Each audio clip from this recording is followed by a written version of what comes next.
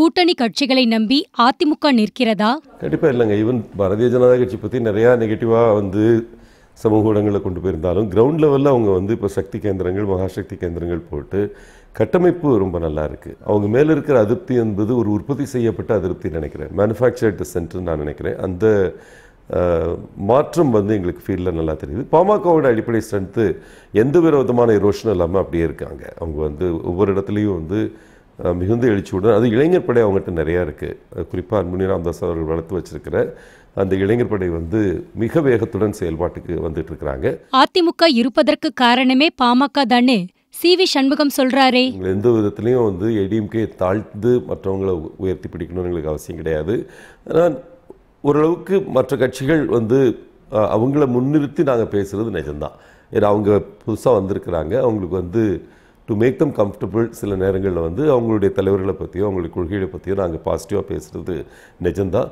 அதே மாதிரி அவங்களும் இப்போ இந்த வட மாவட்டங்கள் எடுத்துக்கிட்டிங்கன்னா, இப்போ ஸ்ரீபெரும்புதூரில் நிற்கிறது பாமக.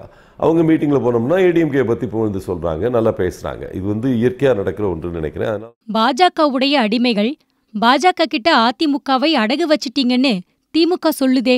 ஒரு கட்சிக்கு அடிமையாக இருந்தோம்னா அந்த கட்சிக்கு அதிகமாக சீட் கொடுத்துருக்கணும். என்னை பொறுத்த வரைக்கும் காங்கிரஸுக்கு 10 சீட் கொடுக்கறதுனால அவங்க காங்கிரஸ் தான் அவங்க அடிமைன்னு எனக்கு தோணுதுங்க பார்க்குறப்போ. ஏதோ ஒரு வகையில் மத்திய அரசாங்கத்தில் நல்ல பேர் எடுக்கணும்னு சொல்லிட்டு அவர் ராகுல் காந்தியை ப்ரொஜெக்ட் பண்ணி கொண்டு போகிறது, 10 சீட் கொடுக்கறது, இதெல்லாம் அவங்க தொண்டர்கள் மத்தியில் எவ்வளோ அதிருப்தி இருக்குன்றது இன்றைக்கி திருவள்ளூர் மாவட்டத்தில் வேட்பு மனு தாக்கல் செய்கிறப்பே தெரிஞ்சது. எந்த அளவுக்கு அதிருப்தி அந்த வேட்பாளர் மேலே இருக்குன்னு சொல்லிட்டு. ஒரு அடிமை என்ற வார்த்தைக்கு உரியவர் ஸ்டாலின் அவர்கள் தான். சிறுபான்மையினருக்கு சீட் கொடுக்காதது ஏன்? பர்சன்ட் இருக்கிற கிறிஸ்தவர்களுக்கு அந்த கூட்டணியிலே யாருமே ஒரு சீட் கூட கொடுக்கலையே.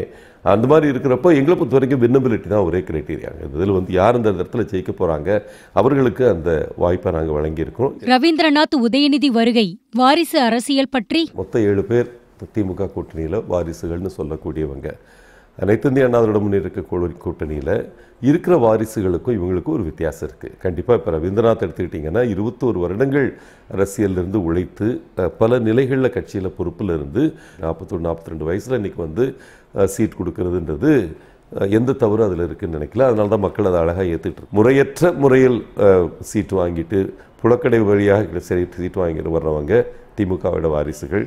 கதிரானந்த் எங்கே இருந்தார்னு எத்தனை பேருக்கு தெரியுதுக்கு முன்னால். இப்போ திடீர்னு அந்த இடத்துல ஒரு சீட் கொடுத்து போய் நிற்கிறது ஏன்? உதயநிதி தமிழச்சியை பற்றி ஒரு ஓப்பன் மேடையில் அந்த பெண்ணுடைய அழகை பற்றி அதுக்கப்புறம் இக்கன்னா வச்சு சொன்னாலும் கூட அந்த என்டையர் எபிசோட் திமுகவுக்கு ஒரு 10,000 வாக்குகளை குறைச்சிருக்கும்னு நான் நினைக்கிறேன். அந்த என்டையர் எபிசோட் ஒரு யார் கொடுத்தது அந்த மாதிரி ஒரு கண்டிசெண்டிங் பிஹேவியர், ஒரு அம்மா வயசு இருக்கக்கூடிய ஒரு பொண்ணை பார்த்து அதனுடைய மேனி அழகை பற்றி பேசுறதுன்றதுலாம் கொஞ்சம் டூ மச்சாக இருக்குது. இதெல்லாம் மக்கள் பார்த்துட்டு இருக்காங்க. பாமகவின் தரக்குறைவான விமர்சனம் பற்றி ஐயர் வச்சு கல்யாணம் முடிச்சவங்க இன்றைக்கி தமிழகத்தில் 1 கோடி பேர் இருப்பாங்க. குறைஞ்சது 1 கோடி பேர் இருப்பாங்க. அந்த 1 கோடி பேர் கல்யாணம் முடிச்சவங்க எல்லாமே திருப்பி பார்த்துட்டு தப்புண்டமோ அப்படின்ற ஒரு எண்ணம் அவங்க மனசில் விதைக்கிற அளவுக்கு நீங்கள் பேசுறதுன்றது துவேஷத்தின் உச்சகட்டம்னு நினைக்கிறேன்.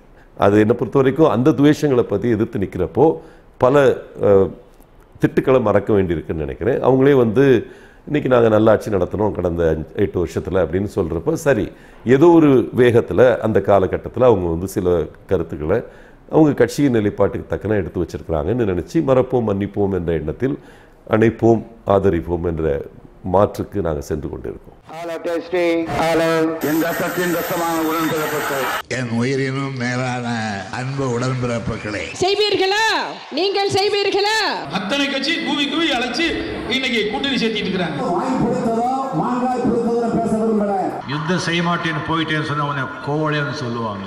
आप में से किसी ने कहा था कि Rafale CEO has said people of Tamil Nadu are remarkable. தேர்தல் திருவிழா 2019 6 பக்க எக்ஸ்க்ளூசிவ் தேர்தல் செய்திகள் தினமலர் நாளிதழில் தினமும் சில செய்திகள், சில படங்கள், சில தகவல்கள் தினமலர் நாளிதழில் மட்டுமே. தினமலர், உண்மையின் உரைக்கல்.